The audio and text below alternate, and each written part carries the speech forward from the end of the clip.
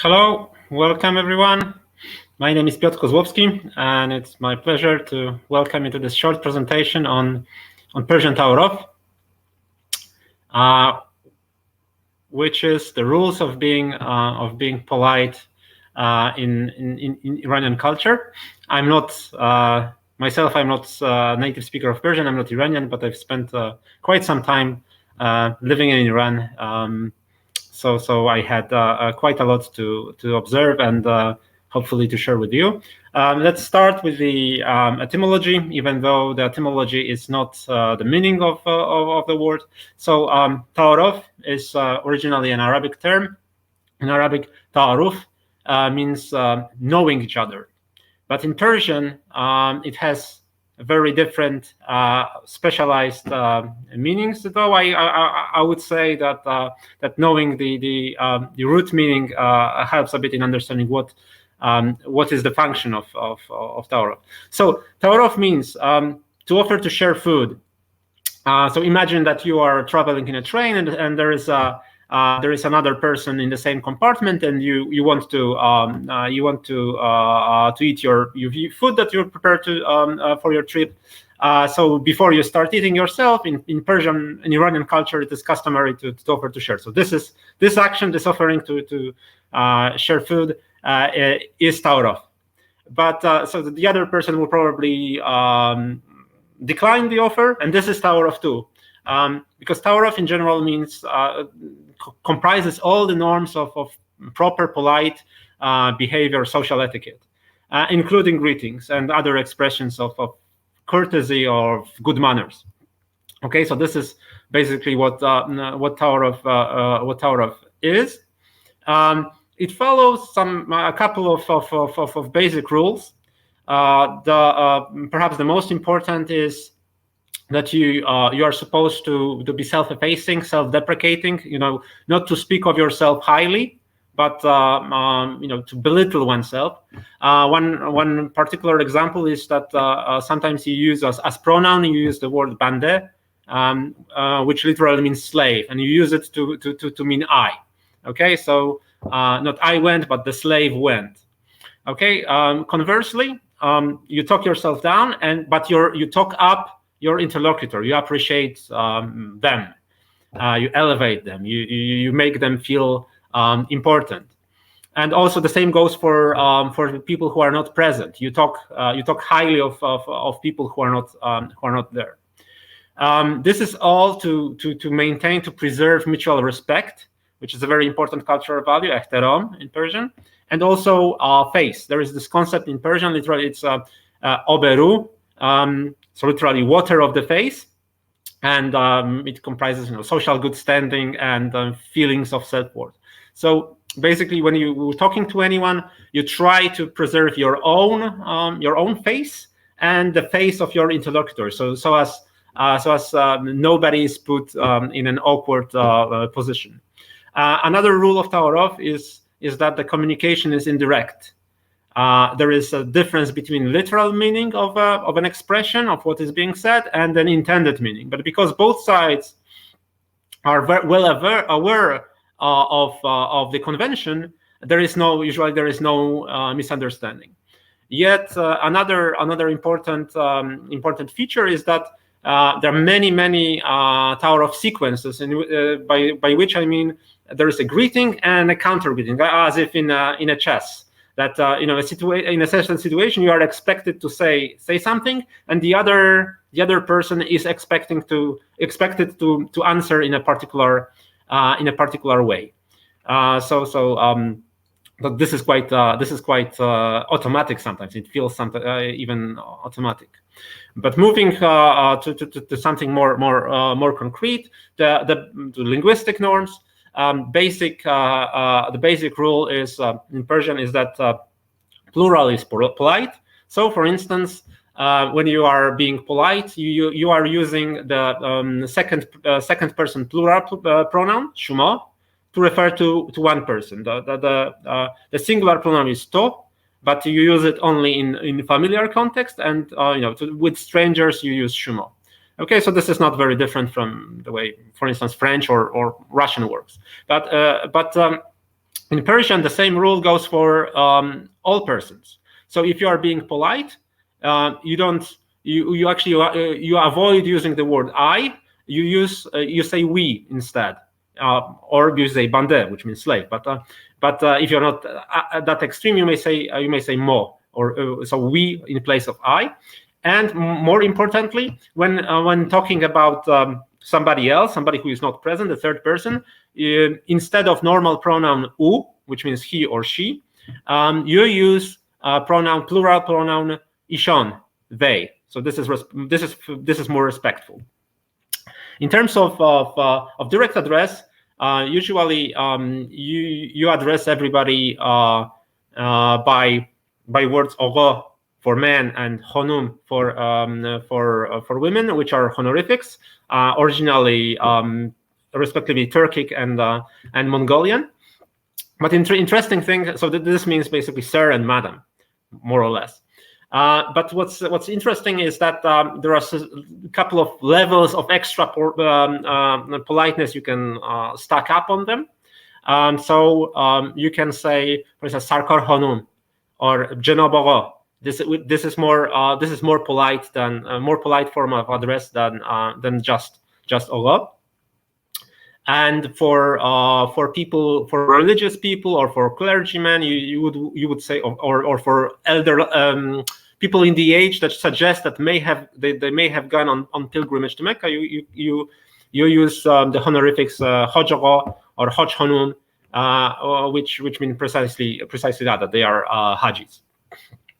What's another interesting point is that when you are talking to children, you can address them as sir, madam too. So you say dohtar honum, which literally means madam girl, to a girl, and you can say pesarogo, which means boy, sir, to a boy, to the male child. So Tower of Rules are not uniform; they differ a lot. Iran is a very diverse country, many ethnicities, many regions. So Tower of differs by place, but also by it's different. It's used differently by people depending on their education, social class, other types of contexts. There are what I call folksy Tower of expressions. By which I mean the types of polite expression which feel dated in certain contexts. Okay, but what's common to just about all Iranians is the importance they attach to being well mannered, to being well behaved. So this is extremely important. What they mean by that, what types of behavior, what words are they use, that may differ in details, but what doesn't differ is that it's generally important to be polite, to be cultured, to be well mannered.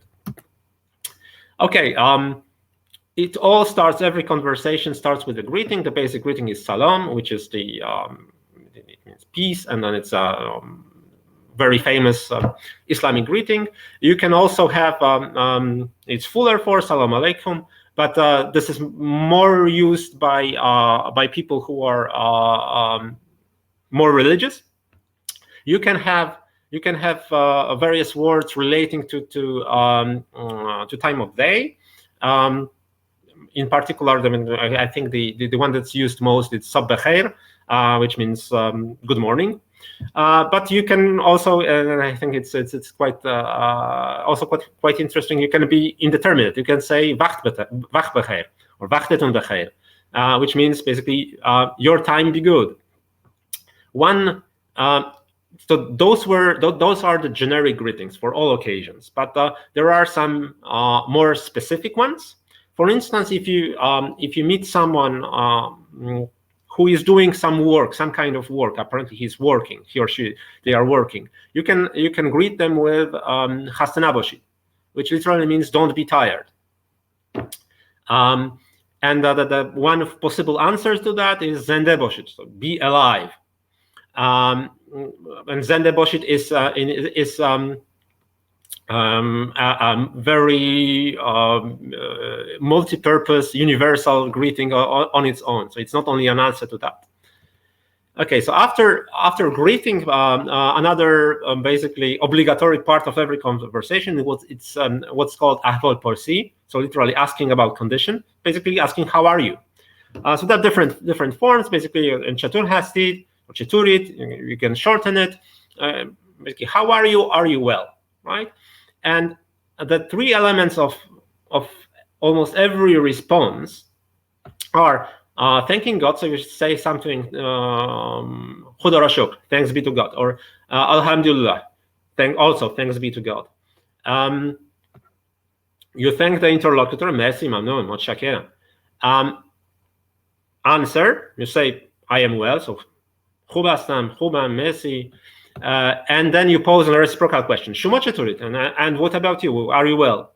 But interesting point is that the second, the one number two, answering, I am well, is actually the least important. You can omit it. What you can't omit is thanking and asking reciprocally. Okay, and interesting, and at first it may be a bit frustrating when you are learning Persian and try to greet people, and then they approach you and everybody talks at the same time. It all happens simultaneously. It's basically too fast to follow, and then they greet you so fast that you don't have time to greet them back. So that's a real feeling I had on many occasions. But it's so basically it's not about real questions and real answers. Just signaling the warmth, hospitality, feeling happy that you are together, and interest in the other side. So it happens simultaneously. But it's asking about how people are is not limited to the person that you are talking to. You also ask about the members of their family. For instance, how's the family? And to that there is this customary answer, routine answer. Khoban salam miresonan. So they are well, and they deliver their greetings. They are sending their greetings. Then to which the first person, the person that originally asked, answers salam beresoni. So send them my greetings. Okay, and to which in turn there is another answer. So it's like a 4-part sequence already. Bozorgiton miresonan. So I will deliver your greatness, your bigness. I will tell them how great you are. Okay, so this is very nice. And there is a small detail, specifically when asking about babies, little babies. You can ask the how's the little one? And as babies are unable to send back their greetings, you cannot say khube salom miresune. You say instead das buse shumast. It kisses your, so the baby kisses your hand. Of course, this is not meant literally. It can be used as a bit of a joke, but it's a real expression, and it's used sometimes actually. Okay, so in Persian there is a lot of thanking going on. You use the word thank you very often, and in fact there is not one word, but at least 5. 4 of them, the first 4 are high frequency words. The last one is not so it's not used so often in my experience, but all of them are more or less synonyms. So merci, so the French word with a slightly different pronunciation. Mamnoon, kheli mamnoonam, so I am grateful. Mutshakira, this is very common. Mutshakira, tashakkur mikonam, sepos gozaram. So those are the words for thank you, and it doesn't hurt you to use a couple of them in a sequence. So you can use merci, mamnoon, mutshakir, kheli mamnoon. So you can string 2 or 3 of them together, and this is perfectly normal. Those are universal thanks, but there are more specialized ones as well. One I really like is when somebody passes you something, as a waiter in a restaurant, or somebody else, is handing you something. You can thank them with "Dast shuma dar nakone," May your hand not ache, and it can be used in any in relation to any favor which is related to doing something physically. Okay, and response to dast shuma dard nakone is sar shuma dard nakone. May your head not ache. So another nice sequence. Another one is dameton gyam. May your breath be warm. So live, basically. May you be living. And so this is used as a thank you, also to congratulate someone. Well done, bravo.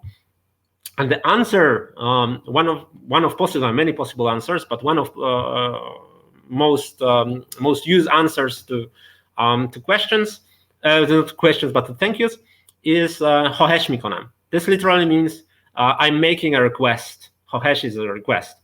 But it's used to mean you're welcome. When people write or talk about Iranian Taorov, usually they quote this one, which is when you are asking for price of a taxi ride or a certain item on the bazaar. Usually the driver or the seller would say "Qabeli nadorat" or "Qabeli nadosh" or "Qabel shumara nadorat," which basically means it's not worth it. It's not worth for you to pay for it. I will give it for free. Of course, you are supposed, this being Taorov, you are supposed to disagree and say "Soebash qabel dore." So its owner is worthy. I'm willing to pay, not for the sake of the item in question, but for the sake of you, because I value you, I respect you. And then you repeat the question about the price and get an answer, and it may well be that the answer is like overcharged, like that being polite doesn't prevent people from trying to overcharge me. It happens sometimes, but it's all in good spirit, in good mood. Okay. One important aspect of Taorov is that to preserve respect and faith of one another, you are always supposed to politely refuse, because you never know that if an offer is genuine or not, and you don't want to embarrass the other person by accepting the invitation, which was not really intended. So this is very important, to politely refuse anything you have been offered. So in a way, you are always supposed to say no, but actually saying no, like bluntly, no, I won't do it, openly expressing disagreement, is Iranian culture in many situations is considered impolite. Okay, so you try to avoid doing that. You don't say no, I won't do it. I won't do what you ask of me. No, it's you try to be more circumspect.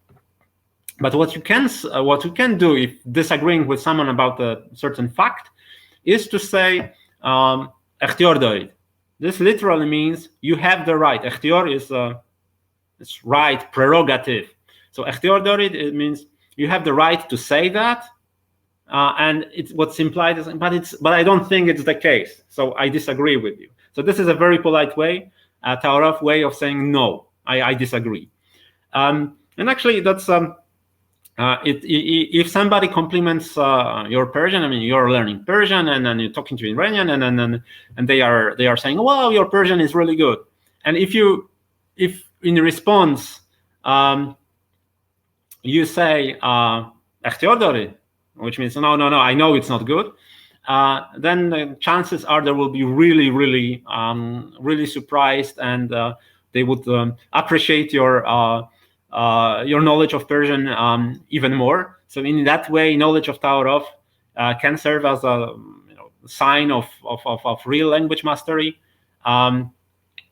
It's like one of my teachers told us that if an Iranian person doesn't use Taorov, we think they are rude. If a foreigner doesn't use Taorov when they are supposed to, we think their Persian is just not good enough. Okay, so this is an important benchmark. When there are like some there is a awkward silence during the conversation. You need to have some conversation fillers, and one of them is the basic question "Chahabar," so what news? Or if it has been asked already, you can always say "Dige chahabar." So what other news? To which the usual answer, the first answer is "Salomati." The stock answer just means health, and it can like open the way for asking a more specific question or introducing a new conversation topic. When you feel that that you really want to approach the end of the conversation, you can signal your intentions by saying something like "Kolina doshtit." So, isn't there anything else that you want to discuss? Or you can say "Khoshkhal shadam," which literally means I became happy.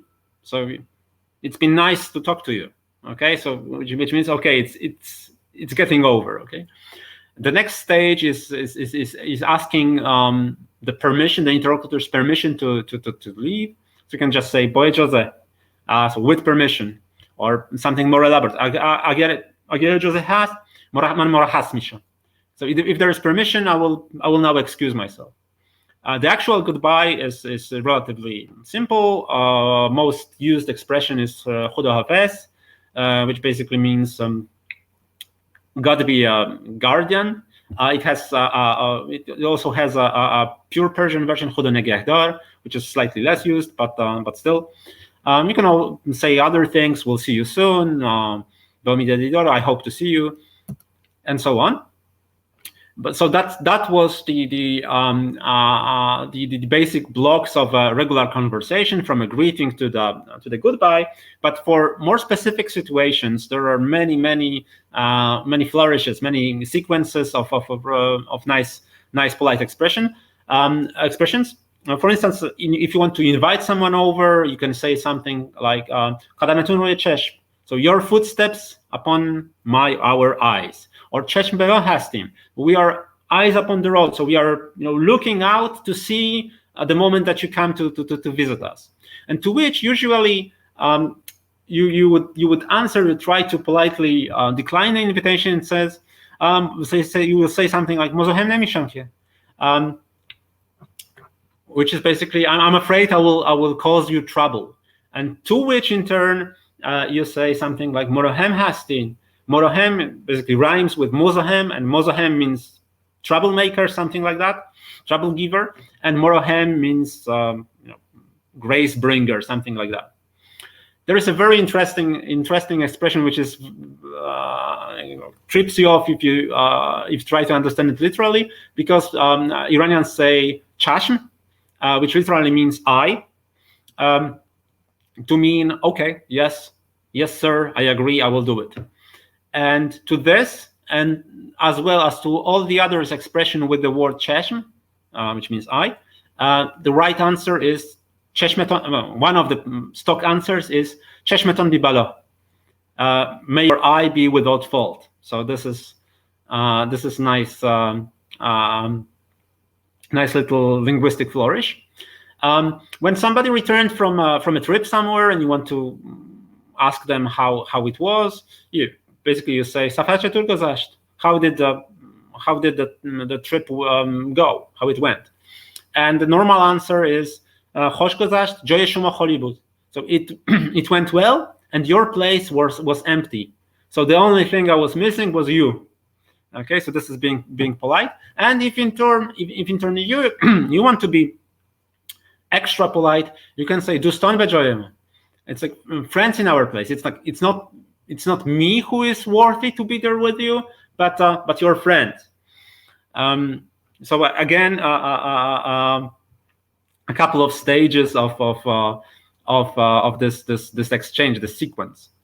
Another interesting little point is that in Persian you can use the word "korban," which literally means sacrifice, as if sacrifice someone on something on an altar. As a polite expression, basically, "Qurban shema."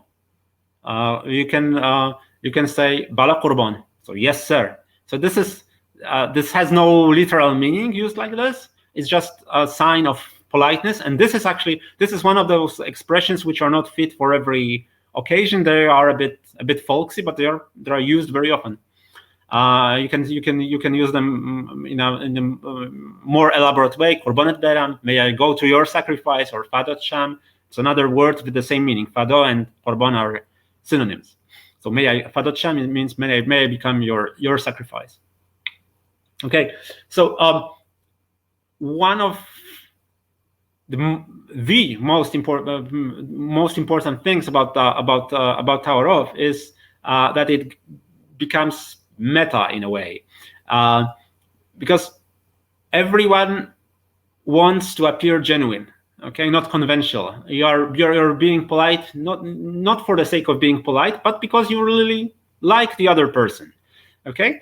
So if you describe somebody as Taorov, he is a Taorov person, this is not a compliment. This means that they are overly formal, maybe not so sincere, maybe not so warm towards others. So an important, you don't want to appear insincere. So an important part of Taorov is to pretend to make everyone believe that whatever you do is not Taorov at all. It's genuine. It's out of real kindness. So you use a lot of expressions, a lot of assurances that your offers are really intended. Okay, I list a couple of them. They are just they are very simple. Interesting one is Bedun erudar vosi. It's like don't be shy, but literal meaning is quite nice, I think. Basically, it means without your face in the obligation. So don't look at your social obligations. Feel free to do whatever you want. So basically, that's what you say. The last matter I wanted to discuss with you is not Taorov itself; it's related to it. In Persian, there are some levels of vocabulary. There are normal words. There are self-effacing words, the words that you use referring to yourself. There are honorific words which you use to other people with regard to other people, and there are derogatory words which are used to cause offense. So one important honorific word, and it's really used, it's tashrif. It literally means honoring, but it's used to mean presence. So you say tashrif doshtan, so to have honoring, which means to be present. If you ask if you are calling and then you are asking if Mr. X is at home, you ask Ogoye X tashrif doran. So do they have tashrif? Are they present? And you use tashrif bordan to mean go somewhere, and tashrif ovordan to come. So if you say to someone please come, you don't say bioid. So using the normal verb to come, you say tashrif biorid. So bring tashrif, bring honoring. Another interesting not a pair but a triplet of verbs is when you are talking about yourself, you say arz kardam. I said, literally I offered. The normal word is man goftam. I said. But if you are talking about what somebody else said, you can use the other verb farmudan, which literally means to command, to make an order. So shumo farmudid, you ordered, but really you said. And farmudan replaces in Persian there is a lot of compound verbs that are composed with an auxiliary verb and another component, usually nominal, and many of them are with the verb kiadan. Don't use this verb on its own because it's vulgar on its own. But if you want to be polite, instead of so kor kiadan, for instance, do something is kor kiadan, to work. To work or to do something, kor kiadan. If you want to be polite, you say kor farmudan, so to order work.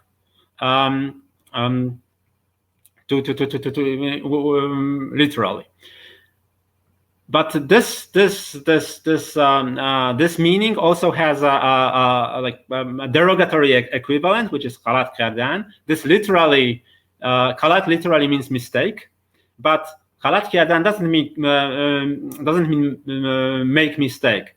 It means to do something, but in a derogatory way. So there was this famous saying by Khomeini.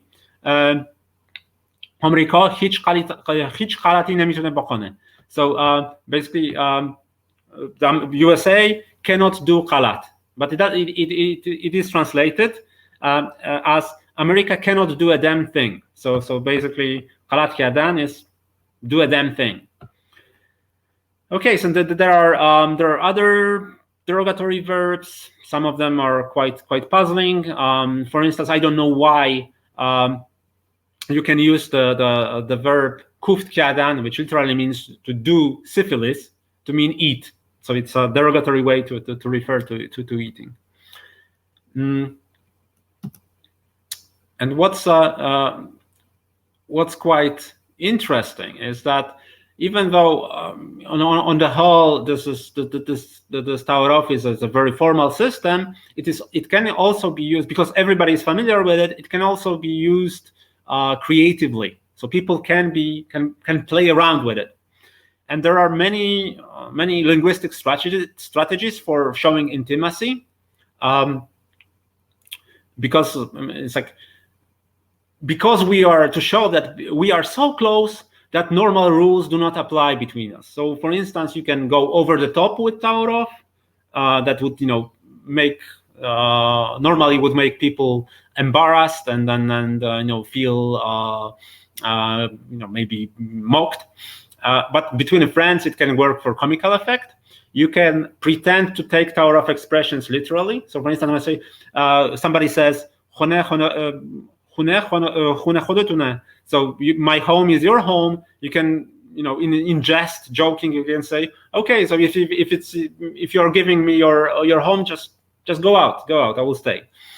And you can also use between friends. You do sometimes use deliberately derogatory rude vocabulary just to signify that to show that the rules of politeness do not apply, that the friendship is above it. So, for instance, there is this verb tamagidan, which is a rude word for sitting down, and among friends, it's sometimes it's used. Okay, not everybody is inclined to do that, but some people do, which just shows you that this is a really vibrant, living social practice, and it has many distinct functions. It can signal very different things and different types of social relation depending on the way it's used. Okay, and what's interesting from the point of view of all outsiders is that it's really rewarding and low risk, because everybody understands that this is really culture specific, and nobody expects you to get it right. So you will not be blamed for getting it wrong. The worst that can happen is that people would have a good laugh, but you will be appreciated. Really appreciated and complimented for getting it right, and people would really be impressed. Okay, so this is a very interesting, very good thing to be focusing on. Okay, so here you can see my contact info. If there is anything that was unclear or anything else that you may want to ask, feel free to use those addresses. And let me now. I see there are a couple of questions in the chat. Let me now answer them briefly. Are the Taurov rules in Dari, Afghanistan, or in Tajik similar to those in Iran? Yes, they are similar, but not the same. The languages are very, very close, but there are certain words that differ in register between the languages. For instance, there is a very clear example in Tajik. Gap zadan means to is a normal word to mean talk, but in Persian gyapzadan, in Iranian Persian gyapzadan is a colloquial level word. It's not a word that you use in normal conversation. So there are things like that. There are differences. So you have to be. So yeah. The short answer is similar. Yes, similar. But the details differ, and even inside Iran, in various places in Iran, also the details differ. Is Taurov used especially with strangers? Are people usually this polite with close friends or relatives? Again, I think I mentioned in one of the slides that yes, sometimes close friends, play with Taurov. They are okay. They can be on use to, so very informal with one another. With relatives also, it depends. The short answer is it depends, but especially in the extended family settings, I think that everybody has an uncle or an aunt or two that are really, really Taurafi. Okay, so that are really, really into it. So I would say that everybody uses it, at least some of the time. Some people more, some people less. But it's an integral part of culture. Of course, it depends, on individual preferences to what extent what extent do you use Taurov. But as a rule, yeah, it's used. Are there any phrases, words that we can use if we misapply Taurov or make a mistake and come across as rude? Nothing specific. Nothing specific comes